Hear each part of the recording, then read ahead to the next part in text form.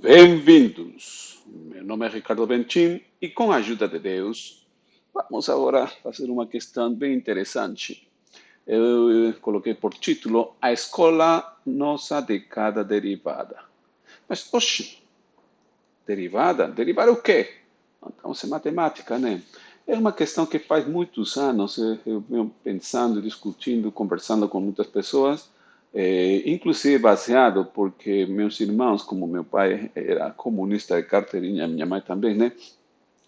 Eles estudaram numa escola, na época era do Partido Comunista do Peru, que era auspiciado pela ex-União de Repúblicas Socialistas Soviéticas, né? Tanto assim que eles foram estudar lá na Rússia. Graças a Deus eu não caí nessa, né? Sobretudo porque eu sempre fui muito idealista e nesses tempos esse pessoal recrutava para luta armada, como fala, né? Que teve guerra no meu país naquela época. Uma guerra muito cruel mesmo. Mas tudo bem, tudo bem. Na escola eles viam um pouquinho de derivadas. Eu estava começando a ver isso na faculdade, eles são mais novos do que eu. E eles viam derivadas e falei, nossa, que doido, que legal, é. Mas, obviamente, não era o nível do que a gente via na faculdade, né? Que é um nível bem, bem depurado. Mas de aí eu fiquei pensando se era possível ou não trabalhar isso, o conceito de derivada, na sala de aula, nas escolas, né? E até agora uma coisa que eu fico bem interessado nisso, uma forma de implementar, né? Não é fácil, mas, bom, nesta aula vamos tentar discutir um pouquinho sobre isso. Então, gente, simbora! Primeiro, os pilares. O que são os pilares? O que sostém tudo isto, né? Vou colocar aqui a foto de dois cidadãos aqui. Alguns já conhecem, alguns não conhecem, desconhecem, sei lá, né? Estes cabras não são nordestinos, mas são tão inteligentes quanto o pessoal do meu Nordeste. Um deles é muito famoso, o outro não é tão famoso no mundo da matemática. Um se é muito famoso no mundo em geral e outro é muito famoso na filosofia. E na matemática também, para quem gosta muito de aprofundar mais na matemática também conhece. Então, vamos lá com os cidadãos aí. Isaac Newton, que depois levou o título de Sir Isaac Newton, e Gottfried Wilhelm Leibniz. O primeiro Newton inglês, na Inglaterra, e o segundo Leibniz, que nasceu na Alemanha. Aos dois, e realmente hoje em dia a maior parte dos historiadores da matemática concordam, os dois tiveram a, o mérito de ter a descoberta, né, ou a criação fabulosa, fantástica, de ter inventado o cálculo como a gente conhece hoje. Tudo bem, eles já tinha gente que estava tentando estudar, estudavam infinitesimais e algumas séries e coisa, tentavam estudar, né? É, tem muita gente boa que estava por trás, por exemplo, Galileu, né? Mas foram eles dois que colocaram, realmente formalizaram como a gente conhece o cálculo diferencial e integral, né? E foi bem doido, porque foi mais ou menos na mesma época. Vejamos aqui, olhem aí. Uhum. Isaac Newton era uns 4 anos mais velho do que Leibniz. Só que o Leibniz morreu antes, né? Uns 10 anos antes. Isaac Newton viveu um pouco mais. O Isaac Newton, na verdade, ficou muito famoso. Ele teve uma vida relativamente tranquila. E Leibniz foi acusado de plagiar Newton. E isso incomoda, né? Ele teve sua ideia, não plagiou de ninguém. Hoje em dia, estou falando novamente, a maior parte dos historiadores da matemática concordam que não teve plágio nenhum. Só que ele foi para a terra dos pés juntos, nosso amiguinho Leibniz, né? Triste, achando que o pessoal estava sendo muito injusto com ele. Mas não deveria ficar triste, não. Deixa, a gente tem que sempre pensar, o que importa é o que Deus sabe de nós, né? Se a gente não fez nada errado, o resto que se banhe, né? Isso mesmo. Ô, gente, secretária, por que está em inglês? December, March, July, November. Ah, eu pedi. Ah, sim, sim, sim, desculpe, secretária. Eu mesmo pedi. Vamos ver por quê, né? Bom, eles foram os que deram nossas bases, então, são os nossos pilares para poder desenvolver o cálculo. E agora vamos, então, a um pensamento de uma pessoa aí, que eu admiro muito. John von Neumann. Está em inglês, né? Ele era, não, aham, ele morou muito tempo nos Estados Unidos. Eu não tenho certeza se ele nasceu nos Estados Unidos. Acho que ele nasceu na Alemanha e foi também para os Estados Unidos. Depois eu dei uma chequeada, né? Um check na Wikipedia. Mas o que ele escreve, e por isso que tem em inglês, é uma coisa que eu esqueci desde o início, não sei se falei, mas em toda a turma que eu tenho, eu recomendo que aprenda no inglês. Inclusive, se vocês veem os trabalhos originais, ver trabalhos originais é gostoso demais, né? Você pega a forma de pensar do carinha, a época, e mais interessante, a língua, né? Se vocês pegam os trabalhos originais do Newton e do Leibniz, eles estão em latim. É, o pessoal pode achar que, mas Newton sabia inglês, né? Claro, em inglês, né? Da Inglaterra. Não, mas naquela época a língua culta para fazer trabalhos científicos era o latim. O Leibniz também escreveu em latim. Outro, o contemporâneo mais ou menos deles, muito, muito bom, Descartes também. Outro que eu admiro muito, já falei muitas vezes, Spinoza também. Todos eles escreviam em latim. Era a forma culta, né, do pessoal cientista que se expressava, né? Hoje em dia é inglês. Então, eu coloquei essa frase assim, em inglês porque eu espero que vocês aprendam inglês. Quem não tem, e aqui vem o anúncio, né? Quem não tem uma boa base em inglês, me mande um zap, me mande para mandar um curso para ensinar vocês a falar inglês. Que é o jeito certo, né? A gente primeiro aprende a falar e depois a escrita é automática, quase. Uhum. Mas é para falar e é muito, muito bom. Eu tenho usado eles com o pessoalzinho da terceira idade, né? Nossas amiguinhas eternas adolescentes de 70, 72 anos, né? E tem histórias muito boas de... Nossa, tem uma história de uma dona que custava, mas ele colocava empenho, depois ele traz um presente para mim. Falou, Ricardo, a minha filha pagou um cruzeiro, eu fui pela Europa, e na Europa estava com meu marido, uma negona baiana da cor firme, né, bonitona aí já mais coroa, né? E ela falou que se aproximou dela um italiano, né, querendo paquerar. O engraçado é que ela falava, meu marido não entendia coisa nenhuma, eu conseguia me comunicar com o italiano. Tu está contente? Me traz um presentinho aí, eu não me lembro o que é, uma coisa simbólica. Mas é um curso que ensina vocês a falar, muito bom. E é importante, nesta época, não sei daqui 500 anos para frente, qual vai ser a língua que a gente vai usar no meio científico, mas a gente não vai estar por lá, né? Não sei. Sei lá. Vamos lá. Então, a tradução. Vamos lendo aí. O cálculo foi o primeiro logro da matemática moderna e é difícil superestimar sua importância. Concordo. Eu acho, sem sombra de dúvida nenhuma, define o início da matemática moderna. É fato. E o sistema de análise matemática, que é o seu desenvolvimento lógico, ainda constitui o maior avanço técnico no pensamento exato. Von Neumann é justamente aquele. Vocês já perceberam que eu gosto do zero, né? O número zero, tá? Na construção de von Neumann, o zero natural, ele é construído em base ao mecanismo que ele cria usando o vazio. É interessantíssimo para mim. É formidável, fantástico, né? E com os números naturais você constrói os inteiros, depois você constrói os racionais e vai por aí, vai por aí. Mas o zero está relacionado com o infinito também. O pessoal da Índia sabia dessas coisas, é bem legal, né? Mas o von Neumann coloca uma questão assim: a descoberta, a criação do cálculo feita por Leibniz e por Newton uh, marca o início da matemática moderna. Com ela se desenvolvem conceitos que sem ela não teriam como. Primeiro, só para citar, geometria diferencial. O estudo da geometria, mas agora usando o cálculo. Eu recomendo nas feiras, quem gostar pode também pegar, tem um bom livro do Manfredo do Carmo, aí é disponível, barato para comprar quem quiser, é um brasileiro nordestino que nem a gente, aham, é muito, muito bom, de um nível altíssimo, acessível, e a Sociedade Brasileira de Matemática colocou um preço também bem acessível. Eu acho que é um livro que todo estudante de engenharia, estudante de ciências, deveria ter na sua biblioteca. Mas, bom, von Neumann, ele colocou isto e eu concordo também com ele. Assino embaixo também. Aham. Bom, continuemos então. E agora, gente? Por exemplo, né? Vamos a fazer uma coisinha que a gente já fez aqui, vocês fizeram, vejamos, né? Digamos que tem esse polinômio, né? Temos aí esse polinômio, fala, derive ele. Gente, trabalhando, a derivada do polinômio, já sei, né?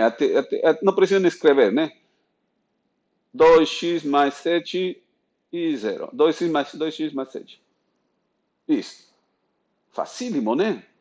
É porque a gente já trabalhou, você está em outro nível. Agora, gente, isto que parece mamão com açúcar. Façam o seguinte, agora imaginem vocês na escola. Vocês vão ser professores, né, na escola, mas não é aí que eu quero. Senão eu quero fazer uma viagem no tempo. A mente nos permite fazer isso, incrível, né? A física todavía tem suas restrições devido à causalidade, né? Mas a mente não, a mente nos consegue. Essa é uma dica interessante. A mente nos consegue colocar, digamos, nós na escola com 13 anos. Imaginem vocês, com 13 anos, vocês estão na escola, né? Pirralhinhos, não sei como cada um de vocês era, né? Algum talvez queria estudar, outro não estava aí, sei lá, né? Cada um sabe de sua realidade. Mas imaginem vocês na escola com 13 anos, tentando fazer isto, a derivar desse polinômio. Seria fácil? Não, com certeza não, né? Nem sabem o que era derivar, nem sabiam o que era derivar naquela época. Uh, Mas, voltando, será que não seria uma forma de introduzir isto nas escolas? Então, vejamos, né? Vejamos como. Às vezes, na escola, né, já o professor de física chega e fala, encontra a velocidade de aceleração no primeiro segundo de uma partícula unidimensional que segue a lei x de t igual a 3 mais 2t mais 5t ao quadrado. Pronto, né? E fala, resolvam aí. E ele que escreveu no quadro, né? E manda aí os alunos resolver. Ixi, Maria. Uhum. Pode parecer que eu estou exagerando, mas não, é a realidade média de muitas escolas públicas. Quem estuda em escola pública, quem conhece escola pública, quem trabalhou ou trabalha na escola pública, sabe que vai mais ou menos por aí. E isso gera o seguinte, mais ou menos 72% ou mais da turma tem as perguntas. Só do enunciado, né? E vamos ver agora o porquê disso. Uhum. O que é velocidade? Porque fala encontrar velocidade. E mais, o que é aceleração? Né? Oxi. Primeiro, segundo? Mas peraí, o segundo não é o segundo porque agora tem que ser o primeiro. Gente, coisas que acontecem. Estou falando, os alunos, não pensem que os alunos têm nosso pensamento. Se você fala primeiro, segundo, você vai atrapalhar a mente de muitos aí. Às vezes, por isso o professor tem que parar, pensar, se colocar numa posição, né? E que é se isto cria dúvidas? E será que o aluno vai entender? Aham. Mas muitos livros colocam isso no primeiro ou segundo, né? E a pessoa fica aí, não, e se sente mal mesmo, né? Uhum. Uma saída seria colocar, que coisa? Para o tempo t igual a 1 segundo, né? Aí seria talvez uma forma que a gente poderia colocar. Mas muitos usam o primeiro ou segundo. Uhum.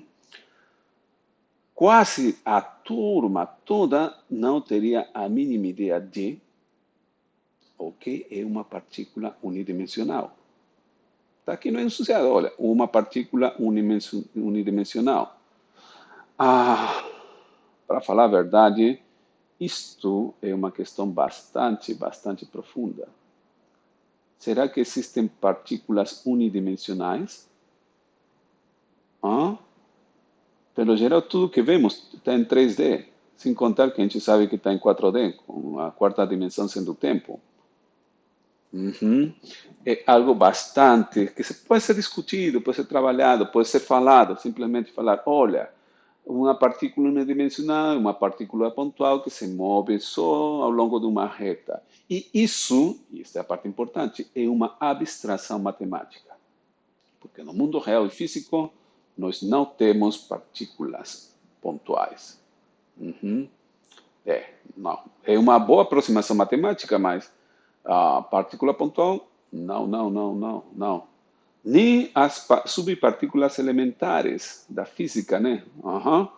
é, os muons, os elétrons, os prótons, os tauns. Não, não, não. Os quarks que estão dentro dos prótons. Não, não, não, não, não, não, não, não, não, não. Eles têm um volume, por mais pequitito que seja, né? Tem. Então são essas questões que vão surgindo por aí, né? E a outra, né? X de t igual a 3 mais 2t mais 5t ao quadrado é uma lei? E agora vai haver um juiz. Gente, são muitas coisinhas que a gente tem que deixar bem claro no aluno. Se colocar que muitos dos alunos já vêm com muitas das deficiências, né? Então, bom, bora lá, né? E já o professor, o que vai falar o professor? Oh, que me poderá socorrer? Gente, isso também, agora eu vou fazer outra observaçãozinha assim, que isto não é que alguém me contou, isto eu observei. Eu gosto muito de ir nas escolas, participar, trabalhar com os professores, né? Eh, uma vez eu estava no início de um ano letivo, né? Estava conversando com o diretor para ver uns trabalhos que a gente ia fazer com os professores e de repente se aproximou um menino novo, né? Falando, oh, professor, que legal, nossa. Oh, rapaz. Falou, sim, eu passei no concurso para geografia. E o professor, o diretor falou, é, bom, mas você vai ser o professor de matemática. O menino falou, não, mas eu passei no concurso para geografia. E aí o diretor pegou um livro de matemática. Não, você agora é o professor de matemática. Vai para a sala, rapaz. É, está faltando professores nas áreas de exatas. Isso é delicadíssimo, né? Tem muita gente que não é formado nem em física, nem em química, nem em matemática, nem engenharia, nem nada exatas, e está lecionando física e matemática, pela deficiência, né? E aí imaginem o que dá. Oh, quem me poderá socorrer? Aí o que faz o professor? O professor pega o enunciado, escreve do jeito que está, ele nunca entendeu também nem física nem matemática, e tenta depois fazer o que der para explicar a solução que está no próprio livro. É a realidade, mas nós vamos vencer essa realidade. Os problemas são para tratar e achar a solução, né? Uma das soluções é justamente o que a gente está propondo agora, né? Vejamos então. Temos o enunciado, né? E, bom, não, é um comentário antes, né? Algumas vezes, alguns professores que já dominam um pouquinho mais, eles que fazem? Eles passam uma série de fórmulas. Tem quatro equações da cinemática. Isto para aceleração constante, fala o professor, mas os alunos estão boiando, né? Fala isto. Quando não tem a velocidade, tem isto, e você, se tem esses dados, podem calcular a velocidade, você pode calcular x se tem esses dados. Não, essa atrapalha, né? Na verdade, se vocês têm desses três e querem um, com essa expressão você calcula. Se vocês têm velocidade de aceleração e querem um tempo, com essa expressão calcula. É uma bagunça. E ainda o pior, manda decorar. Observen o subtítulo aqui: decorar nunca, memorizar jamais. Eu não sabia, mas o Feynman também teve essa mesma forma de pensar. Eu tento passar para os alunos, mas é difícil, sobretudo os calouros. Na universidade, estou falando, que na escola todos se acostumaram a memorizar, a decorar. Não tem jeito. Isso, para mim, e logicamente falando, aqui entre nós, não faz sentido. Não faz sentido, gente. Aí vai surgir um monte de dúvidas. De onde saiu isso? Como que.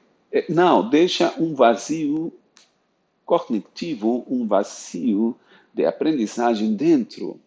E não é bom viver com isso, né? Não é bom viver com vazios, né? Uhum. Ah, justamente, o Feynman, Richard Feynman, no livro Surely You Are Joking, Mr. Feynman, ah, ele dá, e é no Brasil, se não me engano, sim, é no Brasil, uma crítica construtiva sobre por que os alunos aqui tentam decorar. Para ele não faz sentido.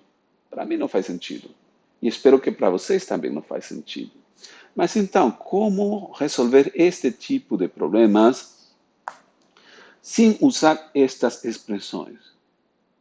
Vamos nos pilares. Quem que são os pilares en esta aula? Newton, e Leibniz. Da definição da derivada, né? Esse daqui, para um monômio, nós temos que a derivada de x elevado a n igual a n vezes x elevado a n menos 1. Essa é uma regra, né? Mas observem, essa regra vem da definição. Então, o aluno sabe, o aluno que tem curiosidade, depois vai parar e vai perguntar, professor, e qual é essa definição que você falou aí, é? Esses alunos são aqueles que a gente quer mesmo, que valem muito. Mas, bom, continuemos aqui, né? Por exemplo primeiro, derive 2x ao cubo. Bom, para a gente é fácil, né? Para o aluno ainda falar, mas esse 2, você fala, não tem problema, eu estou concentrado no x. Observem que a regra, que vem da definição da derivada, fala de x a n. Então, o 2 fica multiplicando e só vou usar o 3ds, então vai ficar, aqui, né? O 2, o 3ds vai dar 3 vezes 2, 6, e o que tem que diminuir? Observem na regra, menininho.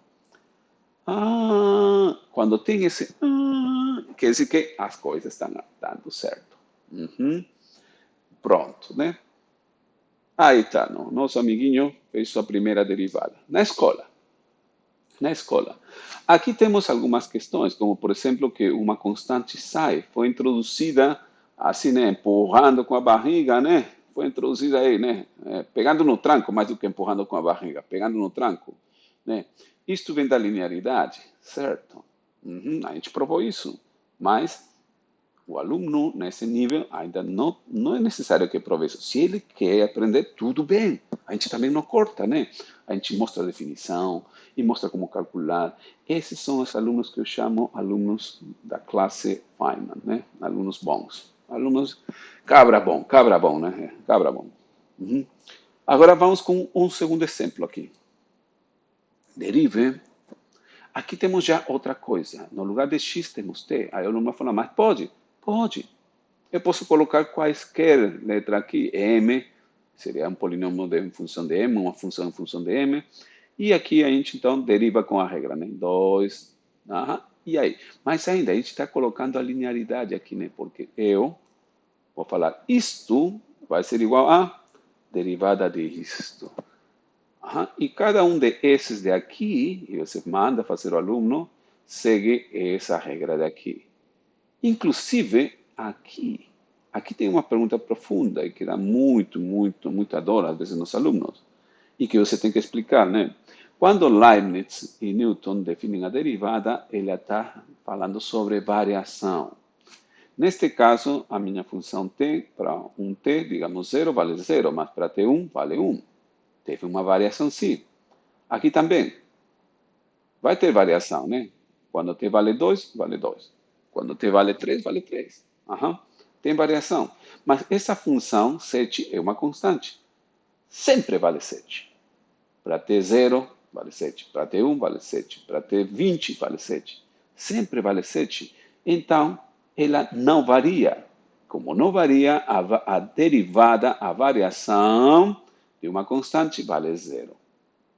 Gente, se você começa a falar assim, introduzindo essas coisinhas nos alunos, eles vão descobrindo coisas e vão tendo uma base para quando cheguem na faculdade, quem quiser ver isto, né, na área de ciências, quem vai ver isso na área de ciências, vai achar bem legal e nada traumante, né? Bom, não vai criar um trauma aí.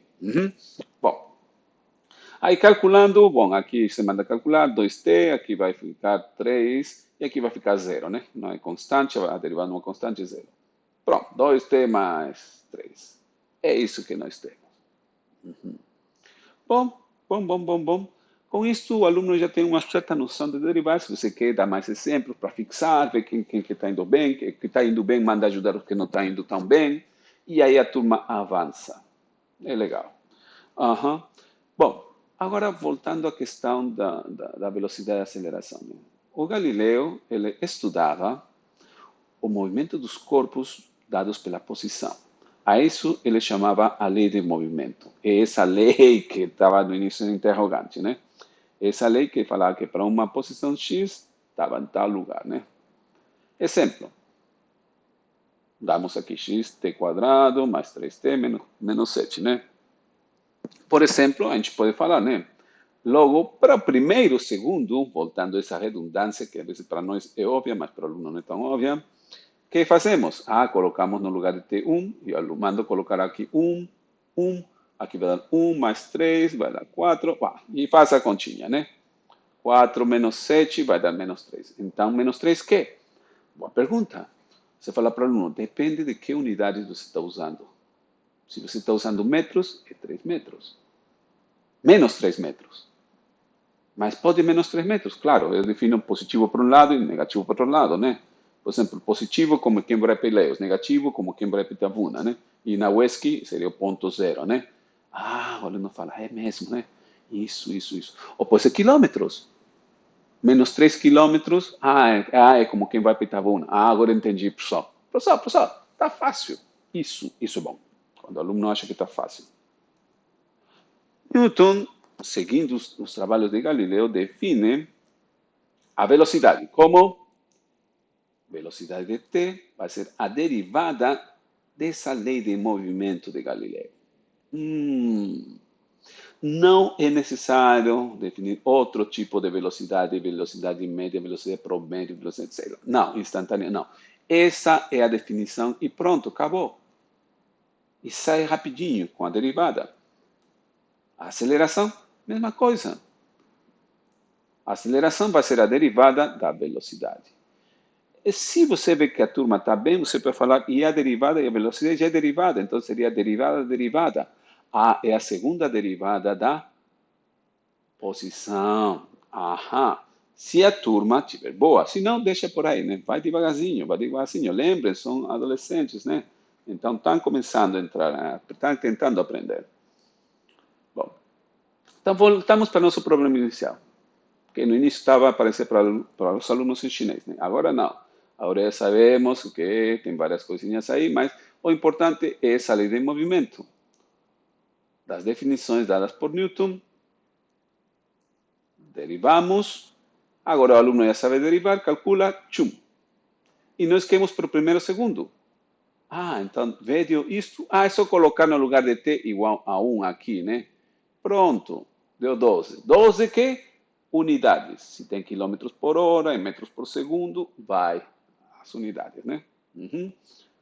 E, professor, ficou fácil. Não é difícil, não. A aceleração. Também é a derivada. A derivada, para este caso da velocidade, deu 0, aqui deu 10. A aceleração é constante. Isso mesmo, gente. Isso mesmo. Assim, a aceleração para qualquer tempo, em particular para um segundo, uma hora, um dia, depende das unidades, dá 10. Dependendo também das unidades que esteja trabalhando, né? Tem que ser consistente com as unidades. Bom, estamos aí. Muito bom, muito bom. Mas agora vem uma parte bem interessante, que é aquela que eu mais gosto. Alunos tipo Feynman. No geral, numa turma, o que eu tenho percebido, tem uns 7%, e é verdade, lá pelo menos no nosso Nordeste, na nossa região do Cacau, né? Uns 7% que gostam naturalmente de aprender. Esses alunos eu chamo alunos tipo Feynman. Obviamente, não todos, na verdade quase muito poucos, vão para física ou matemática. E é certo, não todos têm que ir para física, não todos têm que ir para matemática, não todos têm que ir para engenharia. Mas esses alunos são aqueles que gostam naturalmente de aprender. A eles, a gente mostra a definição de derivada. E com ela tentamos calcular x ao quadrado. Então vocês já sabem a definição, né? Função em x mais h, menos função em x sobre h, limite quando h vai para zero. Aí vocês têm muito para mostrar para os alunos, né? Como no início daria zero sobre zero, como vocês usando a expansão algébrica, né? Usando o quadrado do binômio, vocês conseguem expandir e cancelar aqui, cancelar aí, coloquem em evidência o h, cancela o h, que era justo zero sobre zero. E conseguem calcular aquilo que a gente tinha visto no início, aquela regrinha, né? Para este caso, para x ao quadrado, os alunos conseguem ficar fascinados quando vêm dessa forma, desse jeito. E é o que aconteceu com Feynman. Lembram o professor dele, Mr. Bader? Aham.